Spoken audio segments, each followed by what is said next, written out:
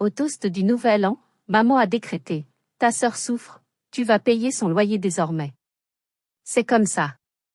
Papa a ricané: si tu dis non, ne reviens pas. J'ai levé mon verre: alors adieu, et bonne chance pour payer vos problèmes. Quand ils ont vu mon compte en banque. Je m'appelle Soline, j'ai 34 ans, et je n'ai jamais senti une rage aussi froide m'envahir de toute ma vie.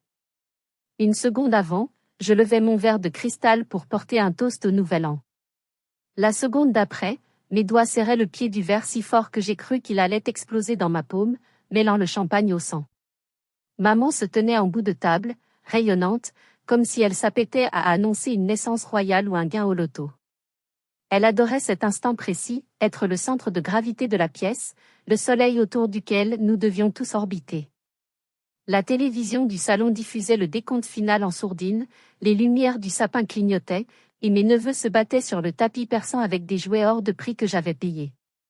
Papa, lui, était affalé dans son fauteuil, ce sourire en coin paresseux déjà collé aux lèvres, comme si la suite était une blague qu'il connaissait par cœur. Fauve, ma sœur, était à la droite de maman. Ses épaules étaient juste assez voûtées pour paraître accablée, mais pas assez pour gâcher sa mise en pli parfaite. Maman a tapoté sa fourchette contre sa flûte à champagne. Dling, dling. Le silence est tombé. Et puis, elle a lâché la bombe, sans trembler, en me regardant droit dans les yeux. Ta sœur est débordée, Soline. Tu paieras son loyer à partir de maintenant. C'est tout. C'est simple. Papa a ricané, et si tu dis non, ne reviens pas, j'ai souri. Un sourire qui ne touchait pas mes yeux. J'ai levé mon verre et j'ai dit: alors adieu. Et bonne chance pour payer vos propres problèmes. Ce qu'ils ne savaient pas, c'est que ce n'était pas une menace. C'était une exécution. Avant de vous raconter comment j'ai fait s'écrouler leur château de cartes en moins de 30 jours, j'aimerais savoir d'où vous écoutez cette histoire. Dites-moi dans les commentaires votre ville ou votre pays, et quelle heure il est chez vous en ce moment. Je lis tout le monde. Maintenant, retournons à cette nuit glaciale du réveillon. L'atmosphère dans la salle à manger était étouffante. Ce n'était pas la chaleur de la cheminée, mais ce mélange écœurant de l'odeur de rôti trop cuit et du parfum Chanel numéro 5 de maman, un flacon que je lui avais offert à Noël dernier et dont elle s'aspergeait comme de l'eau bénite. Je venais de conduire 4 heures sous la neige depuis Paris. J'étais épuisée. J'avais passé les 3 dernières semaines à clôturer un projet d'architecture paysagère titanesque pour un hôtel de luxe, dormant à peine 4 heures par nuit. Tout ce que je voulais, c'était un repas chaud, un verre de vin et un peu de chaleur familiale. Quelle naïveté! À la place, j'ai eu droit au tribunal de l'Inquisition.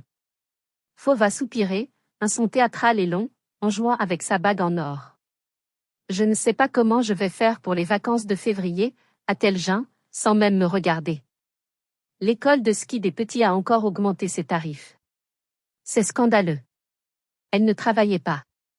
Elle n'avait pas travaillé depuis 5 ans, prétextant que son divorce, survenu il y a 3 ans, l'avait laissée trop, fragile émotionnellement, pour affronter le monde cruel du travail. C'était son narratif préféré, la victime éternelle. Ne t'inquiète pas ma chérie, a roucoulé maman en lui resservant du vin, mon vin, un Bordeaux grand cru à 80 € la bouteille que j'avais apportée, mais que papa servait comme s'il l'avait tiré de sa propre cave imaginaire. On trouvera une solution. La famille est là pour ça. Le mot « famille » dans la bouche de ma mère avait le goût du vinaigre. Anouk, ma petite sœur de 26 ans, était assise au bout de la table, à moitié cachée derrière un chandelier, essayant de se rendre invisible. Elle a croisé mon regard et a secoué la tête imperceptiblement. Un avertissement. C'est là que le coup de grâce est arrivé. Maman s'est levée pour son toast. Écoutez-moi tous. Cette année a été dure pour notre petite fauve. Elle a posé une main protectrice sur l'épaule de ma sœur, qui a réussi à produire une larme de crocodile parfaite. Et nous avons décidé, ton père et moi, qu'il était temps de rétablir l'équilibre. Elle s'est tournée vers moi. Ses yeux, d'habitude bleus et vagues, étaient soudainement d'acier. Soline, tu as réussi. Tu as ton cabinet à Paris, ton appartement avec vue, ta vie de célibataire sans contrainte. Fauve a besoin d'aide. Réellement. Donc, à partir de janvier, Tu prendras en charge son loyer. C'est 1200 €. Une goutte d'eau pour toi. J'ai cru avoir mal entendu. Le temps s'est figé. Le tintement des couverts s'est arrêté. Même les enfants sur le tapis ont semblé sentir la tension et se sont tus. Pardon, ai-je murmuré, ma voix étrangement calme. Tu as très bien entendu, a aboyé papa, la bouche pleine de foie gras. Ta sœur est débordée. Tu vas payer. Simple comme bonjour. On a déjà dit au propriétaire que le virement viendrait de ton compte. Ils avaient déjà promis mon argent. Sans me demander. Comme si mon compte en banque était une extension du leur. Comme si mes heures de travail, mes nuits blanches, mon stress, n'étaient que des ressources naturelles qu'ils pouvaient exploiter à volonté. J'ai regardé Fauve. Elle ne pleurait plus. Elle me regardait avec une petite lueur de défi, un sourire suffisant au coin des lèvres. Elle attendait que je plie. Comme toujours. Comme quand j'avais 10 ans et que je devais lui donner mes jouets. Comme quand j'avais 20 ans et que j'avais dû renoncer à mon voyage d'études pour payer ses frais d'avocat. Papa s'est penché en avant, son visage rougeaud luisant sous la lumière du lustre. Et si tu dis non, Soline? Si tu es assez égoïste pour refuser d'aider ta propre sœur en détresse? Alors ne reviens pas. On ne veut pas d'ingrat ici. Quelque chose s'est brisé en moi. Pas mon cœur. Non, c'était quelque chose de plus dur, comme une chaîne rouillée qui entravait ma poitrine depuis 30 ans. Clac. Libération. J'ai vidé mon verre d'un trait. Le liquide brûlant a tracé un chemin de feu dans ma gorge. J'ai posé le verre. Très bien, ai-je dit. Ils ont souri, triomphants. Ils pensaient avoir gagné. Très bien, ai-je répété en me levant. J'ai pris mon sac à main. Alors c'est un adieu. Je ne paierai pas un centime. Ni pour son loyer, ni pour vos factures, ni pour rien. Bonne année, et bonne chance avec vos dettes. J'ai tourné les talons. Tu ne passeras pas cette porte, a hurlé maman, sa voix montant dans les aigus, brisant son masque de dame du monde. Tu nous humilies. Reviens ici tout de suite. Je n'ai pas répondu. J'ai attrapé mon manteau. J'ai ouvert la porte d'entrée. L'air glacial de l'hiver m'a giflé le visage, mais c'était la sensation la plus douce que j'avais ressentie de la soirée. C'était l'air de la liberté. J'ai claqué la porte. Le bruit a résonné comme un coup de feu dans la nuit silencieuse de la campagne. Je suis montée dans ma voiture, mes mains tremblaient tellement que j'ai mis 3 essais pour insérer la clé. Mais alors que je démarrais le moteur, mon téléphone a vibré. Une notification de ma banque, prélèvement automatique imminent, électricité, maison parent, 350 €. J'ai regardé l'écran, les larmes brouillant ma vue. Plus jamais, ai-je chuchoté. Les 4 heures de route pour rentrer à Paris ont été les plus longues de ma vie. L'autoroute A6 était déserte, un ruban d'asphalte noir sous une pluie battante. Seuls les essuie-glaces rythmaient mes pensées, clac clac. Trop bonne. Trop conne. Clac clac. Dans le silence de l'habitacle, ma mémoire a ouvert les portes de ce que j'appelle désormais le musée de l'exploitation. C'est étrange comme le cerveau occulte les traumatismes pour nous protéger, jusqu'au jour où le barrage cède. J'ai revu la scène de mes 22 ans. J'avais économisé tout un été en travaillant comme serveuse pour m'acheter ma première voiture d'occasion. Papa l'avait vendue 2 mois plus tard. Fauve a eu un accident, elle a besoin d'argent pour les réparations de la voiture de l'autre conducteur, avait-il dit. Je n'avais jamais revu mon argent. J'avais pris le métro pendant 3 ans. J'ai revu mes 28 ans. Le jour où j'ai signé mon premier gros contrat. Maman m'avait appelé en pleurs, le toit fuit, Soline. L'eau coule dans ta chambre d'enfant. J'avais viré 15 000 €. 6 mois plus tard, j'ai découvert qu'ils avaient refait la terrasse et acheté un barbecue géant. Le toit n'avait jamais fui. Et Fauve. Ma chère sœur Fauve. L'enfant doré. La martyre. Depuis son divorce, je lui virais, discrètement, 500 € par mois pour l'aider avec les courses. C'était mon idée, au début. Je voulais être la grande sœur protectrice. Mais c'était devenu une drogue pour eux. À chaque fois que je disais oui, je me sentais une bonne fille. À chaque fois que je disais oui, j'achetais un peu de leur amour. Mais ce soir, j'avais compris que je n'achetais pas de l'amour. Je payais un abonnement. Un abonnement à une famille qui me méprisait dès que le virement était effectué. Je suis arrivée devant mon immeuble parisien à 3 heures du matin. Paris dormait. Ma ville. Mon refuge. Je suis montée chez moi, j'ai jeté mes talons dans un coin, et je ne suis pas allée me coucher. J'ai allumé mon MacBook. La lumière bleue de l'écran était ma seule compagnie. J'ai ouvert un nouveau fichier Excel. Je l'ai nommé Revanche. J'ai commencé à remonter mes relevés bancaires. 5 ans. J'ai remonté 5 ans d'historique. Virement maman, 200 €, course. Paiement Amazon, 89 €, cadeau anniversaire fauve. Virement papa, 600 €, pneu camionnette. Assurance maison parents, 1200 €, annuel. Frais scolaires privés neveu, 450 €, trimestriel. La liste était interminable. Des lignes de chiffres rouges. Des saignées constantes. Des hémorragies financières que j'avais justifiées par le devoir, la culpabilité, le sang. À 5 heures du matin, j'ai fait le total. Mon doigt a hésité sur la touche entrée. 148 450 €. J'ai fixé le chiffre. 148 000 €. Le prix d'un studio à Paris. Le prix de ma liberté. Le prix de ma stupidité. J'ai senti une nausée monter. J'étais leur vache à lait. J'étais leur plan de retraite, leur assurance vie, leur filet de sécurité. Et en retour? Tu es égoïste. La tristesse a disparu. Elle a été remplacée par une froideur clinique. J'ai ouvert l'application de ma banque. Prélèvement permanent, fauve, aide loyer. Supprimé. Prélèvement, EDF par an. Supprimé. Prélèvement, assurance auto-papa. Supprimé. Abonnement Netflix famille, 4 écrans. Supprimé. Compte Spotify Duo, fauve. Supprimé. Compte Amazon Prime partagé. Changer le mot de passe. Chaque clic était une détonation. Chaque confirmation de suppression était un pont que je brûlais. Je ne me contentais pas de couper les vivres. Je coupais le cordon ombilical toxique qui m'étranglait depuis ma naissance. Le dernier clic a été le plus dur. C'était le virement pour l'école des enfants. J'aimais mes neveux. Mais je savais que si je continuais à payer pour eux, Fauve utiliserait cet argent pour s'acheter des sacs à main. Pour sauver les enfants, je devais laisser la mère toucher le fond. J'ai fermé l'ordinateur. Je me suis versé un verre d'eau. Et pour la première fois depuis des années, je me suis sentie légère.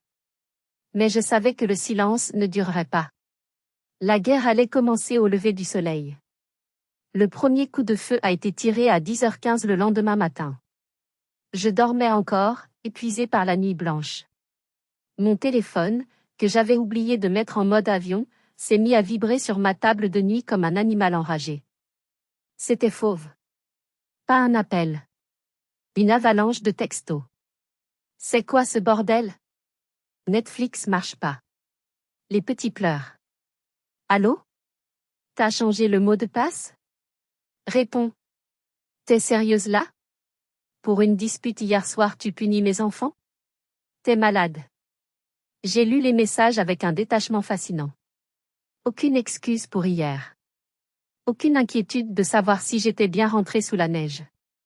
Juste des plaintes parce que le divertissement gratuit avait été coupé. Puis, à midi, c'est maman. Ton père est à la station-service. Sa carte essence ne passe pas. C'est celle qui est reliée à ton compte. Il a l'air d'un idiot devant tout le monde. Règle ça tout de suite. J'ai souri. J'ai imaginé papa, rouge de colère, devant la pompe à essence, obligé de sortir son propre portefeuille poussiéreux. J'ai posé le téléphone et je suis allé prendre un long bain. J'ai mis de la musique jazz, j'ai allumé une bougie. J'ai laissé l'eau chaude laver les insultes de la veille. À 14h, quand je suis sortie, j'avais 47 appels manqués. 12 de Fauve. 20 de maman. 10 de papa. Étage 5 d'un numéro que je connaissais trop bien, tante Odile. La sœur de ma mère. La radio locale. Le venin de la famille. J'ai écouté le message vocal d'Odile. Sa voix était sucrée, mais dégoulinait de condescendance. Soline, ma chérie. Ta mère m'a appelé, elle est dans tous ses états. Elle dit que tu as fait une crise de nerfs hier soir? Écoute, on sait que tu travailles trop, que tu es seule. Mais ne t'en prends pas à ta famille. Rétablis les comptes, excuse-toi, et on oubliera tout. Ne sois pas cette fille aigrie qui garde tout pour elle. Rappelle-moi. Aigrie. Seule. Les mots-clés étaient lâchés. Ils avaient déjà commencé à réécrire l'histoire. Je n'étais plus la victime d'un chantage financier. J'étais la vieille fille hystérique de Paris qui piquait une crise. Je n'ai répondu à personne. J'ai pris une capture d'écran de chaque message. Chaque insulte. Chaque exigence. J'ai créé un dossier nommé preuve. Puis, une notification différente est apparue. Signal. C'était Anouk, ma petite sœur. Soline. C'est la guerre ici. Maman hurle dans la cuisine. Elle dit qu'elle va appeler ton patron pour lui dire que tu es instable psychologiquement. Fais attention. Je suis avec toi. Tiens bon. Mon sang s'est glacé. Appeler mon patron? Menacer ma carrière? C'était une ligne rouge que je ne pensais pas qu'il franchirait. J'avais tort. Il ne voulait pas juste mon argent. Il voulait me contrôler. Et s'il ne pouvait pas me contrôler, il voulait me détruire. J'ai compris à ce moment-là que le silence ne suffirait pas. Je devais me protéger légalement. J'ai composé le numéro d'un vieil ami de fac, Marc, devenu avocat spécialisé dans le droit familial et le harcèlement. Marc, c'est Soline. Désolé de te déranger un 1er janvier. J'ai besoin de tes services. Tout de suite. 2 jours plus tard, la campagne de diffamation a commencé officiellement. Je suis au bureau, essayant de me concentrer sur les plans d'un jardin japonais, quand mon téléphone vibre. C'est une notification Facebook. Maman m'a tagué dans une publication. Je clique. C'est un long texte, accompagné d'une photo d'elle et fauve s'enlaçant, les yeux humides. Le texte est un chef-d'œuvre de manipulation passive-agressive. Le cœur d'une mère saigne aujourd'hui. On sacrifie tout pour ses enfants, on leur donne la vie, l'éducation, l'amour. Et quand ils réussissent, ils oublient d'où ils viennent. Ils deviennent froids, calculants, obsédés par l'argent. Voir sa propre fille tourner le dos à sa sœur en difficulté, en plein hiver.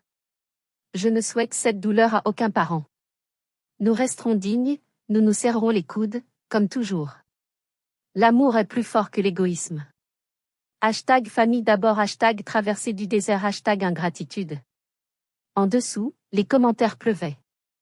Les singes volants, ses amis et parents manipulés par le narcissique étaient de sortie. Courage Bernadette, on sait tout ce que tu as fait pour elle. Quelle honte!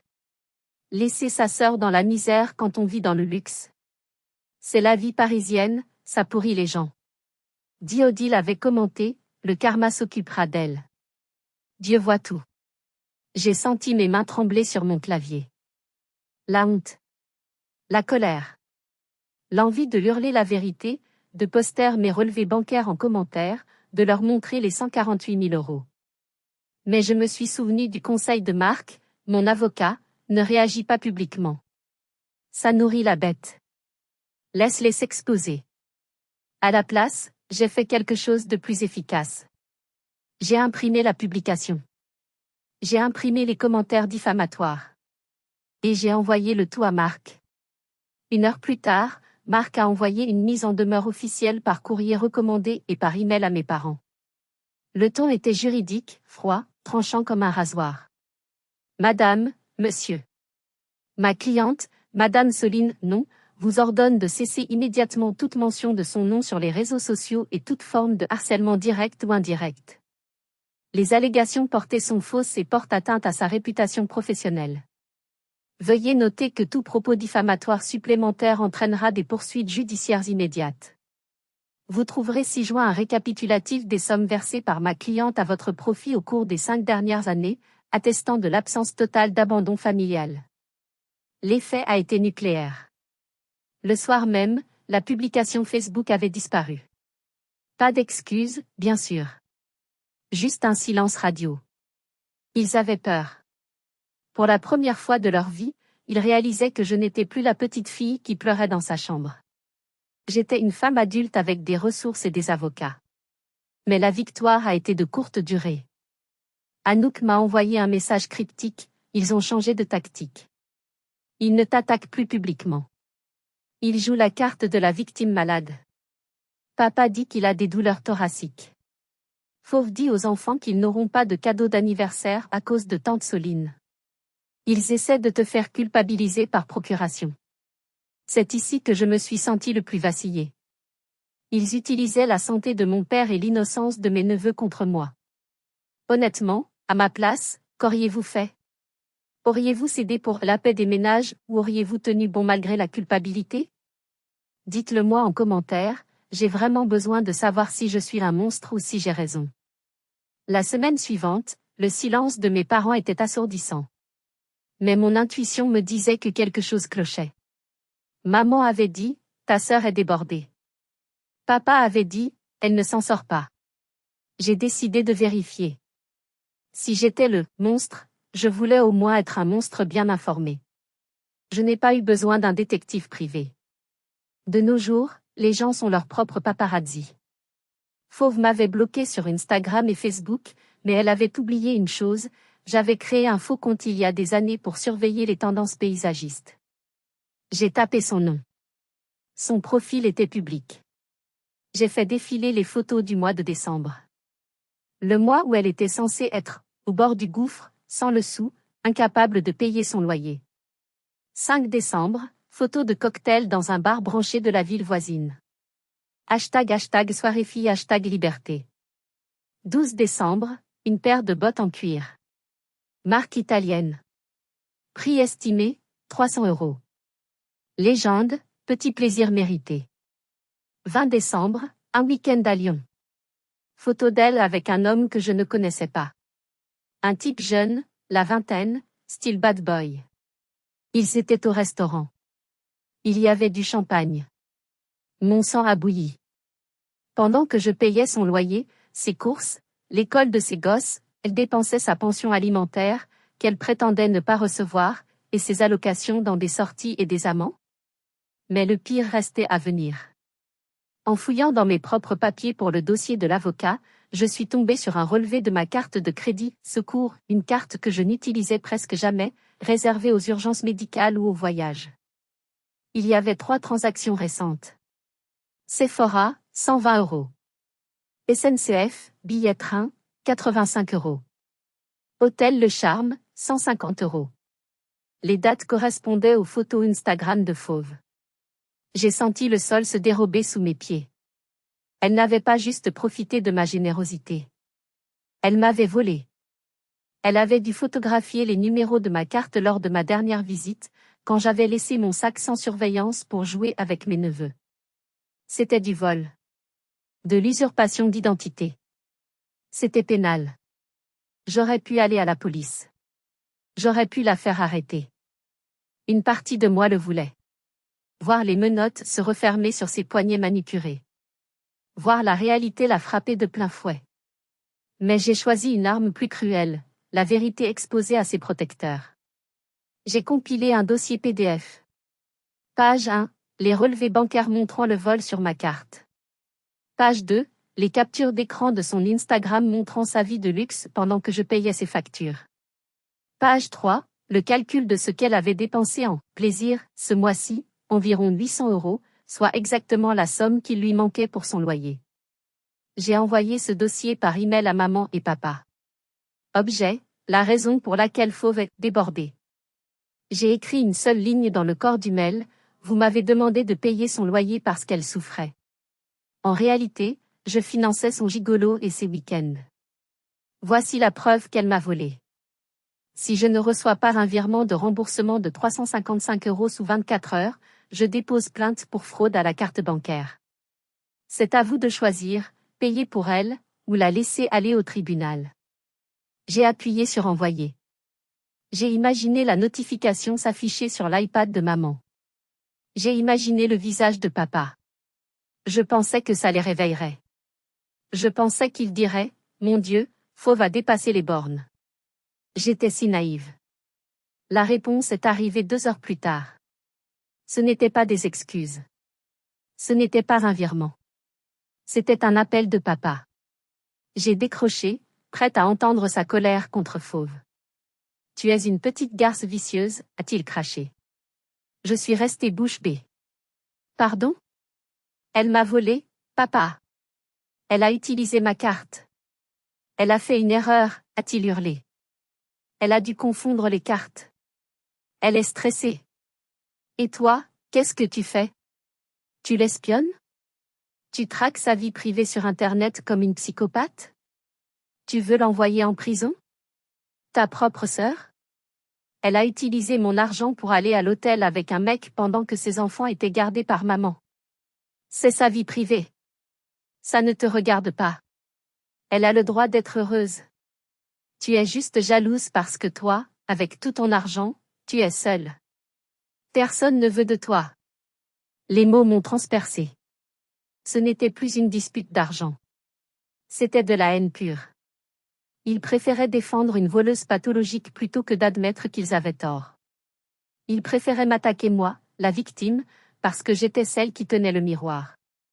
Très bien, ai-je dit, ma voix tremblante de rage contenue.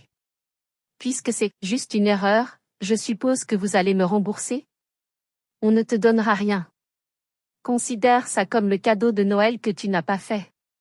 Et ne t'avise pas de porter plainte, ou tu tueras ta mère de chagrin. Il a raccroché. J'ai regardé le téléphone. Ils venaient de sceller leur destin.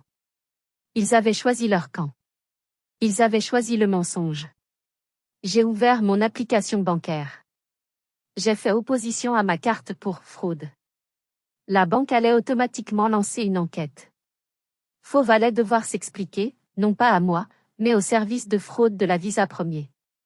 Et puis, le vrai coup de tonnerre est arrivé. Non pas de ma part, mais de la réalité. 3 jours plus tard, Anouk m'a envoyé une photo en douce. C'était une lettre recommandée posée sur la table de la cuisine des parents. L'entête était rouge. Huissier de justice. Avis d'expulsion. Le propriétaire de Fauve ne plaisantait pas. Sans mon virement du 5 janvier, le loyer était impayé.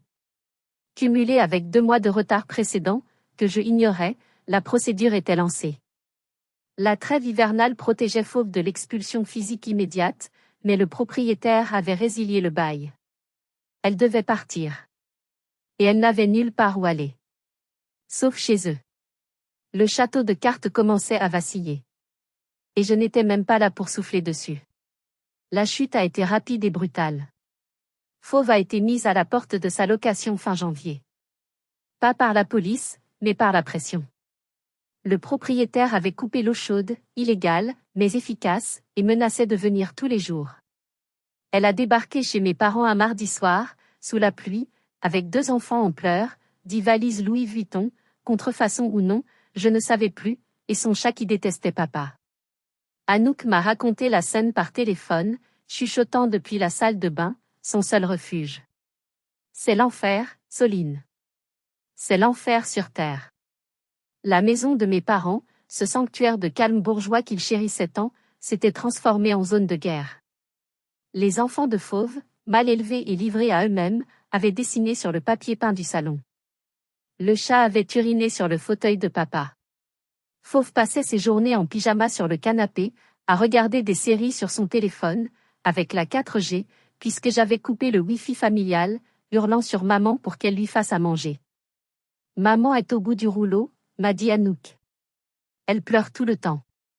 Elle a dû annuler son rendez-vous chez le coiffeur parce qu'elle doit payer pour la nourriture de 3 bouches supplémentaires. Papa s'enferme dans le garage. Ils se disputent tout le temps. Et Fauve? Elle cherche du travail? Anouk a ri, un rire jaune. Tu plaisantes? Elle dit qu'elle est en convalescence traumatique à cause de toi. Elle dit que c'est de ta faute si elle est là. Bien sûr. J'étais le bouc émissaire, même à distance. Mais la réalité financière, elle, ne mentait pas. Sans mes virements, papa ne pouvait plus payer l'assurance de sa grosse voiture. Il a dû la laisser au garage. Maman a reçu le rappel pour l'électricité. Elle a dû puiser dans ses économies sacrées. En 3 semaines, leur niveau de vie s'est effondré. Ils découvraient ce que c'était que de vivre avec leurs propres moyens, tout en entretenant 3 parasites, Fauve et les enfants. Le point de rupture est arrivé mi-février. Mon téléphone a sonné. C'était maman. Je n'avais pas entendu sa voix depuis le Nouvel An. Elle ne criait pas cette fois. Elle pleurait. Vraiment. Ce n'étaient pas les larmes de théâtre du dîner. C'était le son d'une femme brisée. Soline. S'il te plaît. Décroche. J'ai laissé sonner 3 fois. Puis j'ai répondu, ma voix froide comme l'acier. Qu'est-ce qu'il y a? On n'en peut plus, a-t-elle sangloté. Fauve. Elle est incontrôlable. Ton père a fait un malaise hier. Sa tension est à 18. On a besoin d'aide. On a besoin de toi. Vous avez besoin de mon argent, tu veux dire? Non. Enfin. On a des dettes, Soline. Le propriétaire de Fauve réclame les arriérés, sinon il saisit nos meubles parce que ton père s'était porté garant. On risque de tout perdre. Je t'en supplie. Viens dîner dimanche. Juste parler. On doit trouver une solution. J'ai senti une pointe de pitié. Juste une seconde. Puis je me suis souvenu du mot « garce ». Je me suis souvenu du vol de carte bancaire. Je viendrai, ai-je dit. Mais pas pour vous sauver. Je viendrai pour mettre les choses au clair. Une bonne fois pour toutes. Et Fauve doit être là. Elle est là. Elle ne sort plus, a murmuré maman. À dimanche. J'ai raccroché. J'ai regardé mon reflet dans le miroir. Je n'étais plus la fille qui cherchait leur approbation. J'étais le juge qui venait rendre son verdict. J'ai préparé mon dossier. Pas de chéquier cette fois. Juste des papiers. Et un projecteur portable. Et vous, honnêtement, comment auriez-vous réagi à sa place? On veut vraiment lire vos avis dans les commentaires, parce que chaque point de vue compte. Dites-nous aussi de quelle ville ou de quel pays vous nous regardez. Et surtout, ne partez pas, l'histoire est encore loin d'être terminée, ce qui arrive ensuite risque de totalement vous retourner. Je suis arrivée le dimanche midi. La maison avait changé. L'herbe n'était pas tondue. Les volets d'une fenêtre étaient cassés. L'illusion de la perfection s'effritait. Quand je suis entrée, l'odeur m'a frappée. Pas de Chanel numéro 5 cette fois. Ça sentait le renfermé, le lait caillé et le stress. Maman avait vieilli de 10 ans en un mois. Ses racines grises étaient visibles. Papa était assis, pâle, l'air absent. Fauve était là, affalée, portant un vieux jogging. Elle m'a lancé un regard de haine pure, mais elle n'a rien dit. Elle avait peur. Nous nous sommes assis. Le repas était frugal. Une soupe de légumes et du pain. Loin du foie gras du Nouvel An. Bon, a commencé papa, essayant de retrouver un peu de son autorité perdue. On est content que tu sois là. On doit restructurer les finances. On pensait que tu pourrais reprendre le prêt de la maison, juste temporairement, le temps que Fauve. J'ai levé la main. Stop. J'ai sorti mon petit projecteur portable de mon sac et je l'ai pointé vers le mur blanc du salon. J'ai connecté mon téléphone. Qu'est-ce que tu fais? A demandé Fauve, inquiète. Je fais le bilan, ai-je dit. La première diapositive est apparue. Un graphique camembert géant. Total versé par Soline, 2019 à 2024, 148 450 €. Il y a eu un allaitement collectif. Maman a porté la main à sa bouche. C'est impossible, a murmuré papa. C'est mathématique, ai-je répondu. J'ai tout tracé. Chaque course, chaque facture, chaque prêt jamais remboursé. J'ai acheté cette maison 2 fois, virtuellement. Diapositive suivante, une liste de dates et de lieux. Dépenses des fauves, janvier 2024, période de crise. Hôtel Spa, 300 €. Restaurant et bar, 450 €. Vêtements, 600 €. Carte volée à Soline, 355 €. C'est faux, a hurlé Fauve en se levant. C'est des montages. J'ai les relevés bancaires, Fauve. J'ai les photos géolocalisées que tu as postées toi-même, ai-je dit calmement. Je me suis tournée vers mes parents. Vous m'avez demandé de payer son loyer parce qu'elle ne pouvait pas nourrir ses enfants. Regardez où est passé l'argent. Elle n'est pas pauvre. Elle est irresponsable. Et vous êtes complice. Maman pleurait silencieusement. La vérité était là, projetée en HD sur leur mur sale. Ils ne pouvaient plus se cacher derrière le déni. Leur enfant en or était une escroc. Et leur bouc émissaire était le seul adulte dans la pièce. Alors voilà ce qui va se passer, ai-je annoncé en éteignant le projecteur. La banque de Soline est fermée. Définitivement. Je ne paierai pas vos dettes d'huissier. Je ne paierai pas le loyer. Je ne paierai rien. Mais ils vont saisir la maison, a gémi papa. C'est notre maison. Non, papa. C'est la conséquence de vos choix. Vous avez misé sur le mauvais cheval pendant 30 ans. Vous avez tout investi sur Fauve, et vous m'avez traité comme une vache à lait. Aujourd'hui, le lait a tourné. Fauve s'est jeté sur moi. Littéralement. Elle a essayé de m'agripper les cheveux, hurlant comme une banshee. Tu as tout gâché. Salope. Tu as tout gâché. Je n'ai pas bougé. Anouk s'est interposée. Ma petite sœur timide, qui n'avait jamais élevé la voix, a poussé Fauve violemment. Fauve est tombé sur le canapé, choqué. Touche-la encore une fois, a dit Anouk, la voix tremblante mais féroce, et j'appelle la police pour raconter comment tu traites tes enfants quand maman ne regarde pas. Le silence est tombé. Lourd. Terrifiant. Je me suis levée. J'ai regardé mes parents, recroquevillés sur leur chaise. Je pars. Anouk, tu viens? Anouk a hoché la tête. Elle est allée chercher son sac, qui était déjà prêt dans l'entrée. Elle m'attendait. Vous ne pouvez pas partir, a crié maman. Qu'est-ce qu'on va faire? Je me suis arrêtée sur le seuil. Vous allez grandir. Il n'est jamais trop tard. Nous sommes sortis. J'ai entendu le bruit d'un vase se briser derrière nous. Probablement Fauve qui passait ses nerfs sur la porcelaine de maman.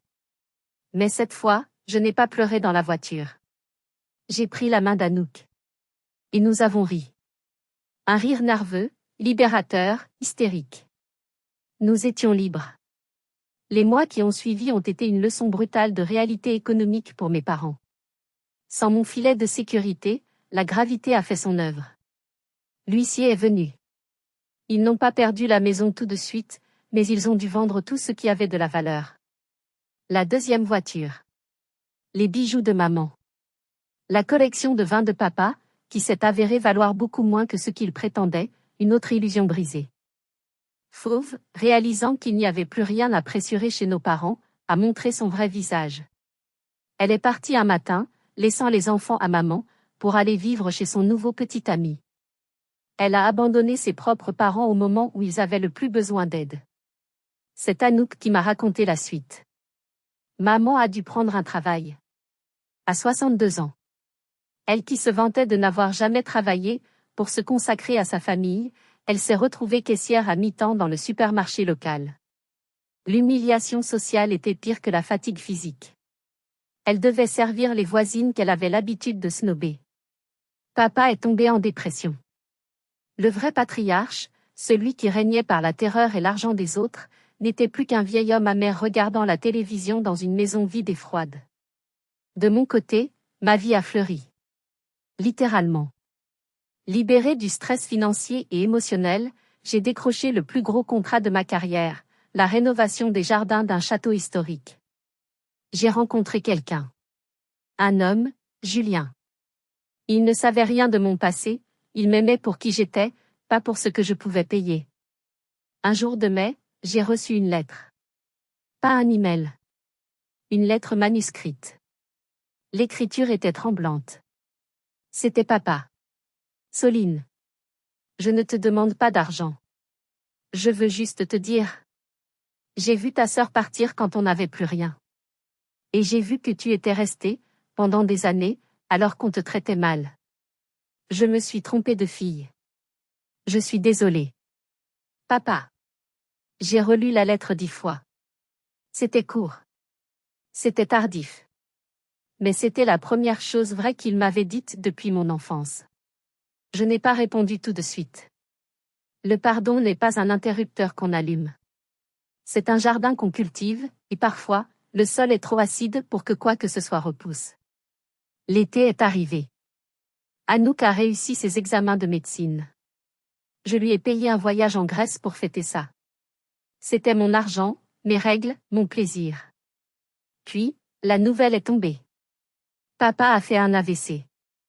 Léger, mais suffisant pour l'envoyer à l'hôpital pendant 2 semaines. Je suis allée le voir. Je ne pouvais pas ne pas y aller. La chambre d'hôpital était blanche, aseptisée. Maman était là, assise sur une chaise en plastique, l'air minuscule. Quand elle m'a vue, elle n'a pas crié, elle n'a pas demandé d'argent. Elle a juste baissé la tête, honteuse. J'ai regardé mon père, branché aux machines. Il avait l'air si fragile. L'ogre de mon enfance n'était plus qu'un vieillard effrayé. Soline, a-t-il croassé. Je suis là, papa. La maison. A-t-il murmuré. Ils vont la vendre. Pour payer l'hôpital et les dettes. C'est fini. La maison familiale. Le lieu de tant de mauvais souvenirs, mais aussi le seul ancrage qu'ils avaient. S'ils perdaient la maison, ils étaient à la rue.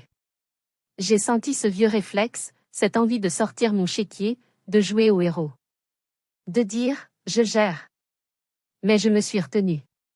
Si je payais maintenant, rien ne changerait. Ils ne comprendraient jamais. Je suis sortie de la chambre. J'ai appelé Marc, mon avocat. Marc, est-ce que la maison est en vente aux enchères? Oui, Soline. Dans 3 semaines. Mise à prix très basse. J'ai pris une décision. Une décision d'affaires. Une décision de fille, mais une fille qui ne se laisse plus faire. Le jour de la vente aux enchères, je n'y suis pas allée. J'ai envoyé un mandataire. J'ai acheté la maison. Pour 180 000 €. Une bonne affaire. Le lendemain, je suis allée voir mes parents. Ils faisaient leur carton, pleurant au milieu du salon. Fauve n'était pas là, bien sûr. Vous n'avez pas besoin de partir, ai-je dit en entrant. Ils se sont figés. Quoi? A demandé maman. J'ai acheté la maison. Leurs visages se sont illuminés d'un espoir pathétique. Oh Soline. Merci. Merci mon Dieu. Tu nous la rends? On savait que tu étais bonne. Maman s'est précipitée pour m'embrasser. J'ai reculé d'un pas, non, maman. Tu n'as pas compris. J'ai acheté la maison. Elle est à moi. À mon nom. Ils se sont arrêtés. Vous pouvez rester, ai-je continué, ma voix ferme. Mais vous serez mes locataires. Nous allons signer un bail. Vous paierez un loyer. Modeste, adapté à vos retraites et au salaire de maman, mais un loyer quand même. 400 € par mois. Tu vas faire payer tes propres parents, a soufflé papa, choqué. Oui. C'est ça, la dignité, papa. Payer pour son toit. Et il y a des règles. Fauve n'a pas le droit d'habiter ici. Si elle s'installe, le bail est résilié et je vous expulse. C'est écrit dans le contrat. J'ai posé le dossier sur la table.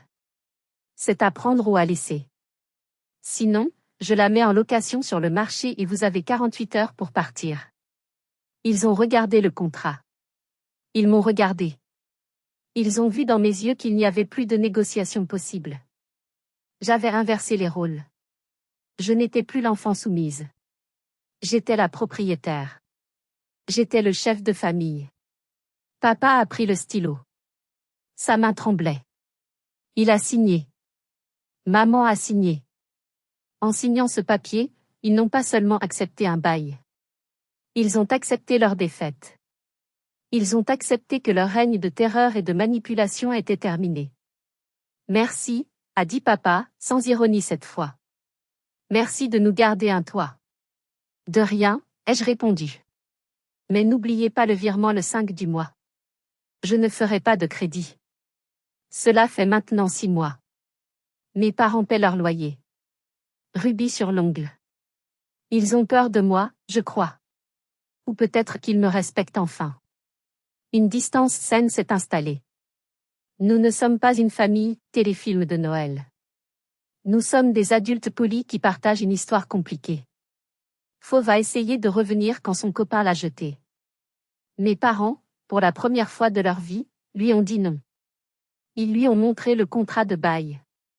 On ne peut pas, Soline va nous mettre dehors. J'ai souri quand j'ai appris ça. Je suis devenu le grand méchant loup de leur histoire, et ça me va très bien. Si être le méchant signifie protéger mes parents de leurs propres faiblesses et me protéger moi-même, alors je porte ce titre avec fierté. Fauve a dû trouver un travail. Serveuse. La boucle est bouclée. Hier soir, j'étais sur ma terrasse à Paris, un verre de ce fameux vin à 80 € à la main. Anouk était là, on riait. Mon téléphone a vibré. Un virement de 400 € de papa. Avec un petit message, loyer payé. Les rosiers que tu as plantés sont magnifiques. Bisous. J'ai bu une gorgée. Le vin avait un goût délicieux. Le goût de la justice. On dit souvent qu'on ne choisit pas sa famille. C'est vrai. Mais on peut choisir comment on les laisse nous traiter. J'ai perdu l'illusion d'une famille parfaite, mais j'ai gagné ma dignité. Et ça n'a pas de prix. Voilà mon histoire. J'ai dû devenir cruel pour devenir libre. Et vous? Avez-vous déjà dû couper les ponts avec un membre toxique de votre famille pour sauver votre peau? Dites-le moi dans les commentaires, lâchez un pouce bleu si vous soutenez ma décision, et surtout, abonnez-vous pour ne pas rater la prochaine histoire de vengeance. Merci d'avoir écouté.